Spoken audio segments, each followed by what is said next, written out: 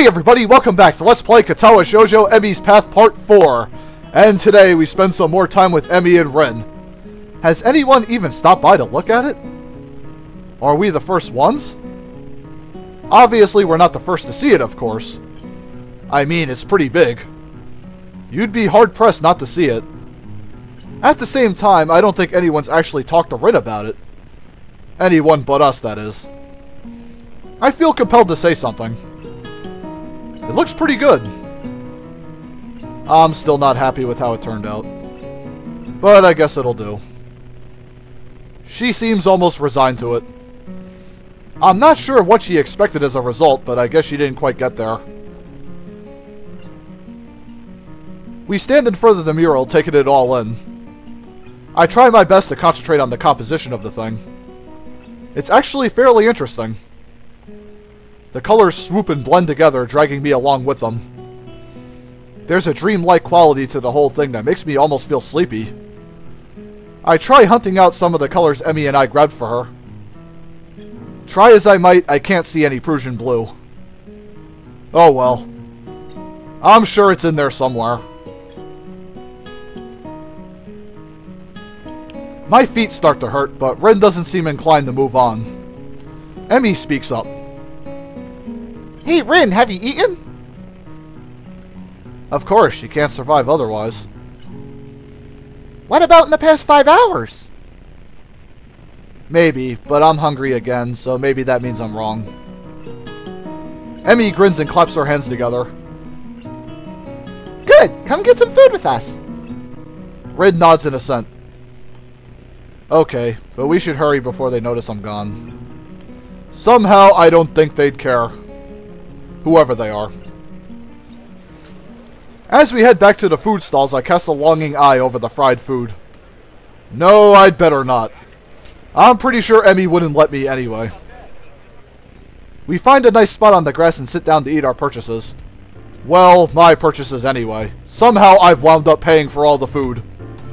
Surprisingly, my unfried food is pretty good. Silence falls as Emi and I eat, and Rin stares at something or other, occasionally eating a bite or two of her food. I finish my meal first and lay back on the grass. Emi glances up from her food. Tired, Hiso? A little, I guess. Well, don't oversleep or anything tomorrow morning. We start our morning runs, remember? Actually, they'd slipped my mind. I was actually just enjoying myself. Wandering around the festival with these two has actually been fun. Yeah, I'll set an alarm. You'd better be there. I'll get angry if you aren't. God forbid.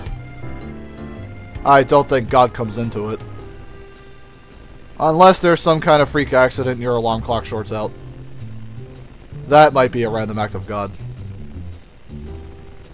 Well, don't cause any random acts of God then. A plan forms itself in my mind. It's a plan that makes me feel kind of guilty, but I throw it into execution anyway.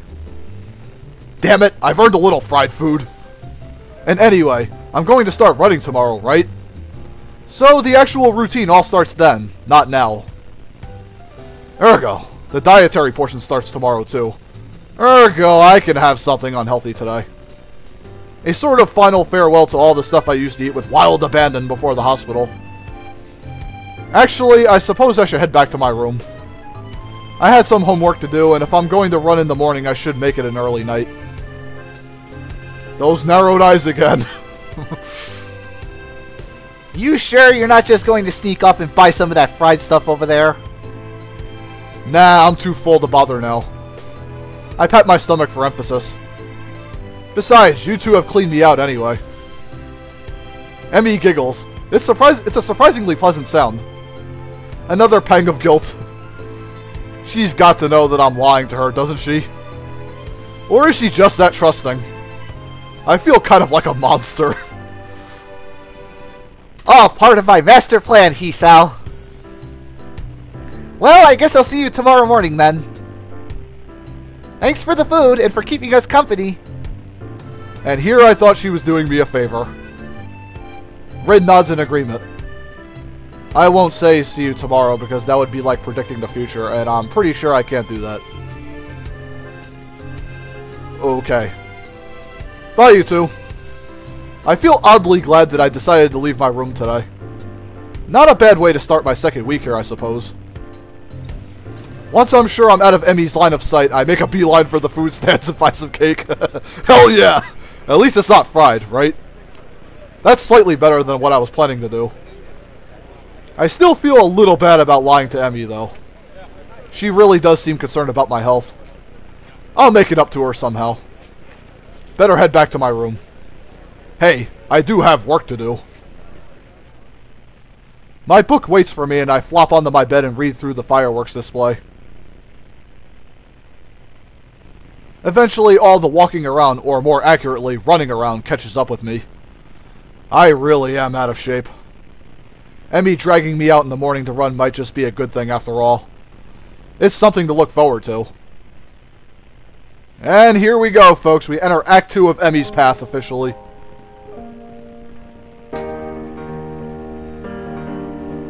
Boy, look at her go. Esau, you're a slowpoke.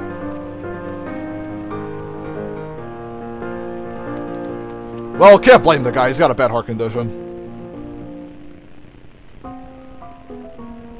Yeesh. Emmy lending a helping hand. Look how cute she is. Just want to pinch her cheeks.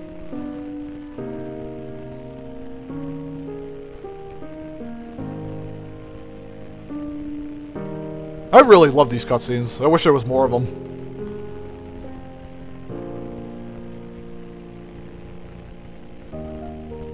Hey, it's an apple.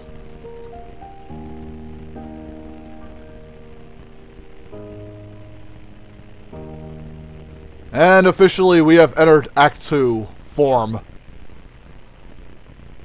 And this one's gonna be a little while.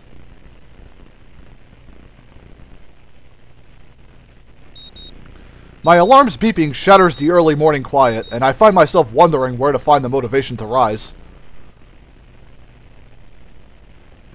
Class is still quite far off, but I agreed to run with Emmy in the mornings. Really, I'm not that interested in running as a hobby or even as a possible life-lengthening exercise. However, I feel obligated to follow through on my promise to Emmy yesterday, which is why I find myself throwing on some running shorts and a light t-shirt. The cool morning air caresses my face as the morning sunshine causes the dew on the grass to sparkle, nearly blinding me at first. As I make my way down to the track, an ugly thought strikes me. What if this is some sort of joke that Emmy's playing on me? Would that surprise me, really? Hell, I'd probably do it to the new guy, too. At the very least, I'm sure Emmy and Rin made a bet on whether or not I'd actually show up. I feel a sense of trepidation as the track comes into view. You're late! It would seem that Emmy is already there. What a relief. Not according to my watch. We both are early, in fact. Damn, you've got me there. Emmy is sitting on the bleachers, decked out in her running gear, waiting somewhat patiently for me. I'm glad you're actually here. I was afraid that this was a joke or something. Nah, I never make someone get up early for nothing. Plus, Rin owes me 500 yen now. She didn't think you'd actually show up. I knew it! Nice to know Emmy was on my side at least. Emmy hops off of the bleachers and begins stretching out. She's remarkably lithe, almost like a dancer. I set out to stretch as well, but then realized that I don't exactly remember how to stretch properly. It's been ages since I stretched for anything, if you don't count my one stint at running last week. And even then, I don't think I'd actually stretched beforehand. The specter of my long hospital stay rises up again. I can't say I was all that active before the hospital stay, though, so maybe I'm just being morose. Emmy giggles as she watches me stretch out. No, Hisao, you've got to hold it for longer than that. I'm trying. It kind of hurts a little. Ha! That's because you're out of shape. You've got to get some flexibility in you, like this. To demonstrate, Emmy reaches down and puts her head through her legs. God bless you, Emmy. I see. Is that the sort of thing I should strive for? Of course! Flexibility is important for any runner. You'll be able to go faster the more you stretch out.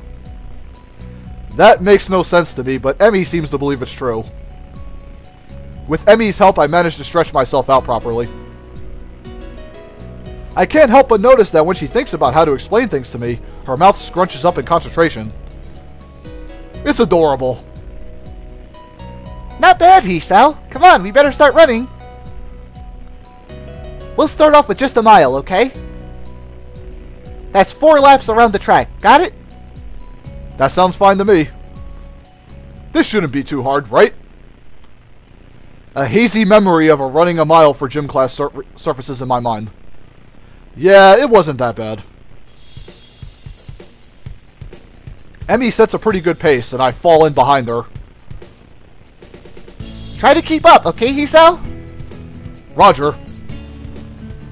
We round the first curve without incident, though I could already feel my heart rate increasing slightly.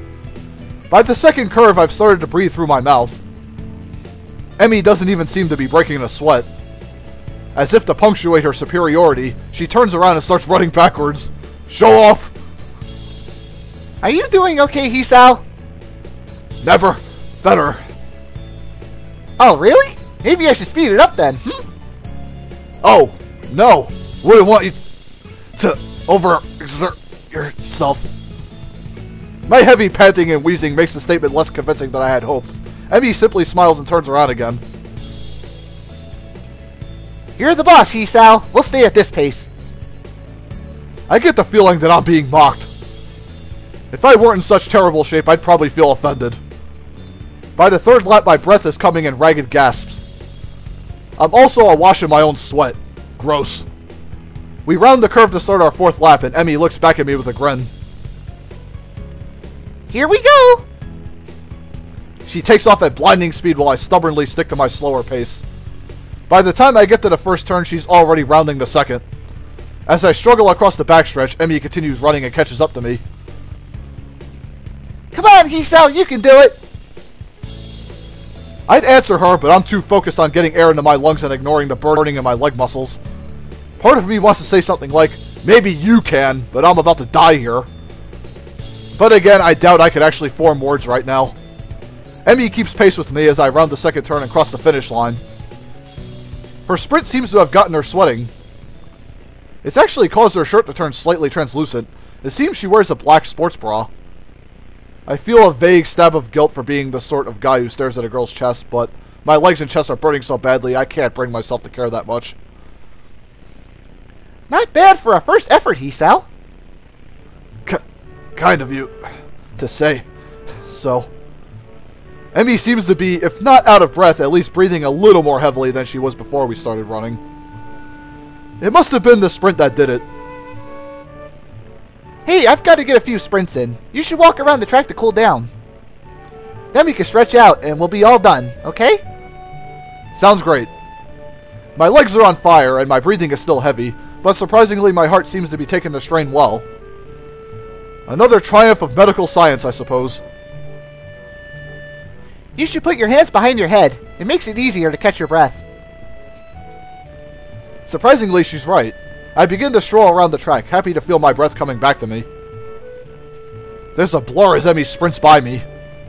Watching her run is absolutely fascinating. It's not just because she's on prosthetics, though that is interesting. The really interesting thing is the way her face changes. I can only catch glimpses of it as she runs by, but her eyes seem to come alive with a sort of fierce joy. It's as if there's nothing else in the world but her and the track. By the time I've gotten to the final stretch, Emmy seems to have finished her sprinting. She's breathing heavily now, but she's wearing a satisfied grin on her face. She waves to me cheerily as I near her. Feeling better, right? Actually, yeah. Do you want to take another lap around with me? I've got to cool down too, you know. Part of me would rather sit down and not move, but something tells me that would be a bad idea. Besides, if I sit down, there may be no getting back up again. Sure, why not? Emmy's got her hands behind her head now as well, which makes her seem very relaxed. The positioning of her arms also pulls her shirt upwards ever so slightly so that I can see a small strip of her belly. I do my best to act a gentleman and not look, but the contrast of her skin against her red running shorts is rather arresting. So, how do you feel, Hisao? Surprisingly good, actually. I'm sore and tired, but surprisingly good. As soon as I say it, I realize that is true. Sure, part of me wants to lay down and die, but I feel like I've accomplished something. It's almost like a glow throughout my body that persists despite the soreness. Yeah, that's the runner's high. Runner's high? Yeah, it has something to do with adrenaline?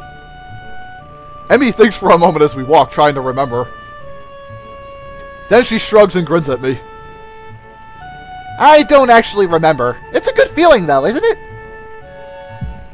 Better than sex, right? I open my mouth to respond shortly before processing what she just said. Emmy watches my face for a few moments before bursting into laughter.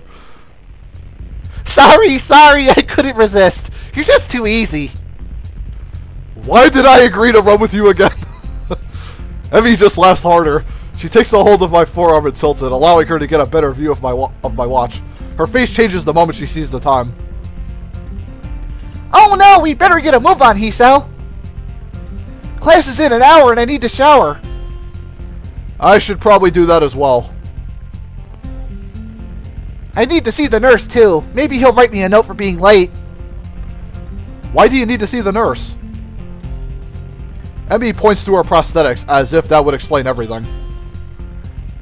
It's important to check for irritation. You know, from sweat or friction or anything.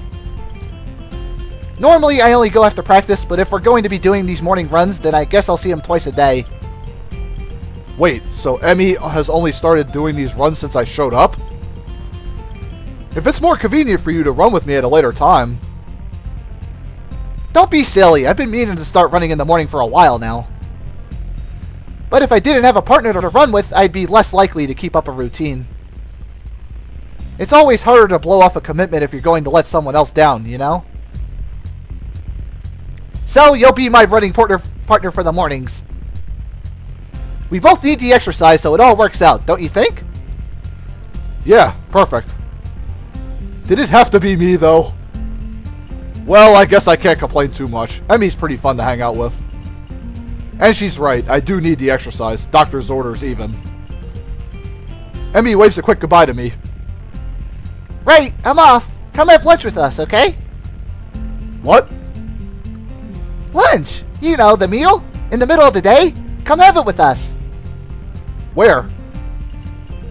The rooftop. Rin likes it up there. When? Lunchtime. When else? That was a silly question. Yeah, but I sort of felt the need to ask all three for completeness' sake. Emmy laughs and grins. I don't think I've ever seen a girl smile so much before. Not bad, Hisao. See ya! With that, she takes off like a shot for the school building. I guess she's going to see the nurse first. I hurry back to my room and hop in the shower, only to find that the water takes a while to heat up. The shock of the cold water nearly kills me. I manage to warm the water a bit and spend some quality time feeling my muscles loosen. My heart surprisingly feels the least bothered by the run. I suppose that's a good thing, even if it does make me feel like a bit of a wuss. I mean, at least I'd have an excuse beyond I am out of shape if my heart were bothering me. Guess I'll have to keep this running thing up, otherwise I'm sure Emmy won't let me hear the end of it.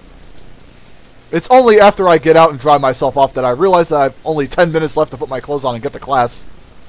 Crap. The hands on the clock finally set me free from the tedium of yet another fun-filled class. Getting up from my seat proves to be more of a problem than I anticipated. My legs are killing me from the morning's run. Maybe doing these with Emmy isn't such a hot idea after all. Still, the run's given me a hell of an appetite. I'm halfway down the hallway to the cafeteria when I remember that I've got my lunch with me. My parents saw fit to provide me with some prepackaged stuff when I moved in, and a good thing too. The hallway is packed with students headed for the cafeteria. Going back is like swimming upstream, but I've got an appointment to keep on the rooftop. It takes me a moment to find the staircase leading up to the rooftop, but I'm willing to bet that Emmy and Rin aren't up there by now anyway. In fact, I think I saw Emmy among the bodies in the hallway headed for the cafeteria. I step out of the door to the roof and take a deep breath. The fresh air blowing against my face and body almost makes my legs hurt less. Maybe if I'm upside down now. Maybe if I'm upside down. Part of me wants to be surprised that Rin's already up here. What's that going to accomplish? Things in the clouds. Couldn't you just look at them right side up? Rin rolls her eyes in something approaching exasperation. Then I wouldn't get a new perspective. Is upside down really a new perspective? Aha! That caught her off guard. Rin looks pensive. You may have a point. Maybe sideways. As Rin lays down on the bench to look at the sky, I give up.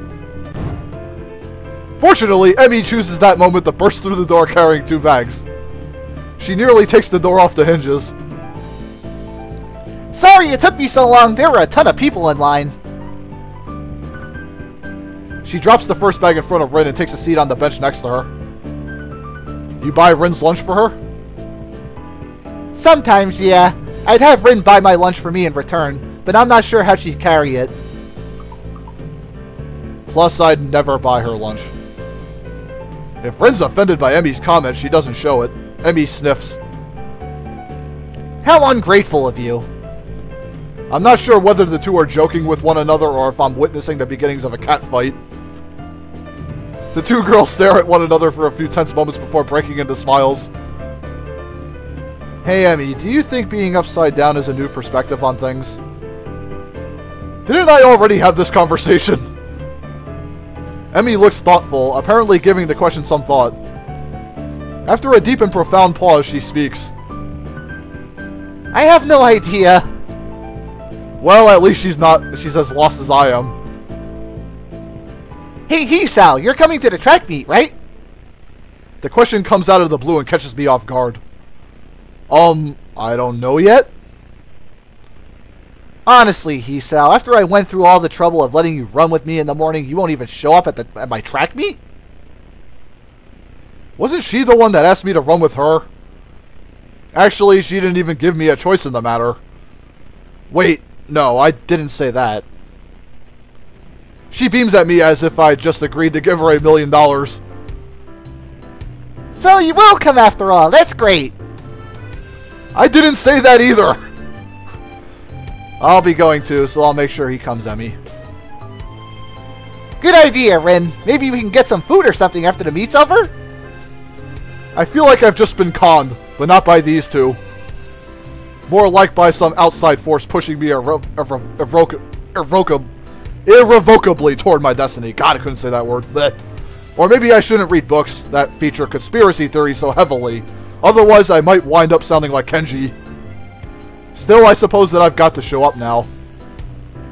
I don't think that I could stand against both of them being disappointed. I'd never hear the end of it. When is it again? Next week, silly. I just told you a few days ago. No, you didn't. I forgot? Well, you won't forget to come, though, will you? Of course I won't. I'll even make a note on a calendar or something. Rin nods sagely. That's probably a good idea, you know.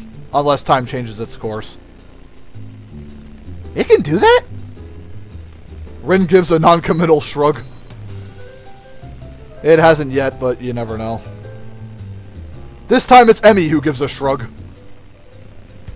I suppose it can't be helped if it happens.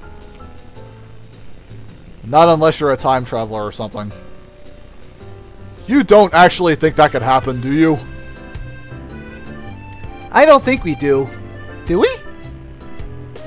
Rin shrugs again. That seems to be her default response to everything. I suppose not, but I reserve the right to change my opinion at a moment's notice. For Rin, this statement makes a disturbing amount of sense. The fact that I realize this now frightens me a bit. I wonder if Emmy gets this feeling all the time. If she does, she's not showing it, though Emmy merely nods. As expected. What's that supposed to mean?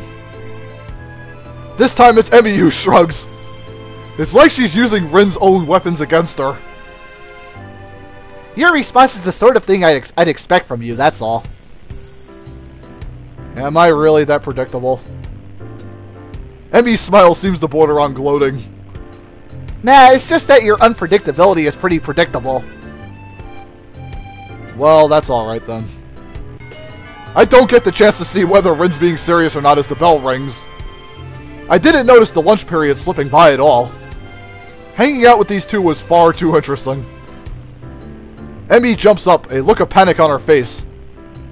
Oh no! I needed to stop by my room to pick up my notebook for the next class!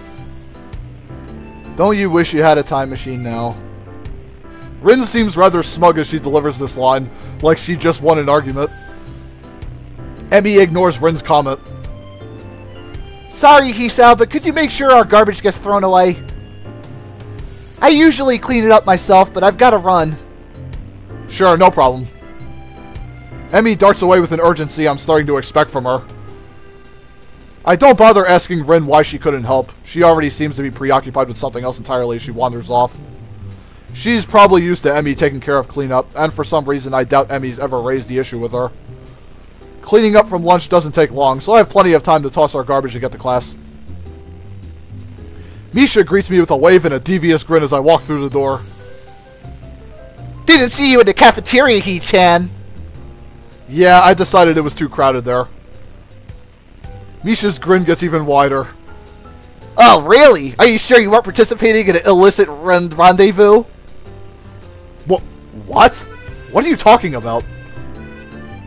You were on the roof, right? With both Rin and Emmy, no less. You Casanova, you. We just had lunch, that's all. Misha bursts into laughter, drawing the attention of several of my classmates. You're so adorable when you blush like that, He-chan. She gives me a conspiratorial wink. Don't worry, your secret's safe with me. There's no secret! Oh? Misha seems disappointed and then brightens up again. Time will tell.